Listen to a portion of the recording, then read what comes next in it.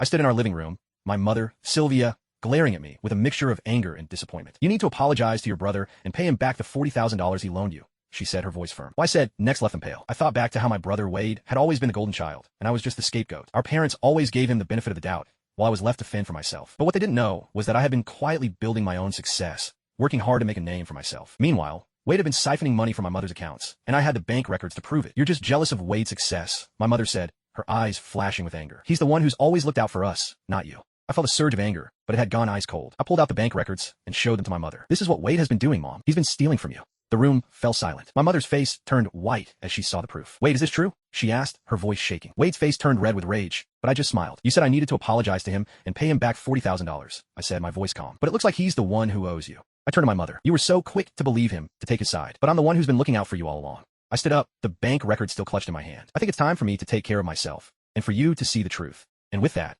I walked out of the living room, leaving my mother and brother to face the consequences of their actions. I'd finally found my voice, and I wasn't going to let anyone silence me again.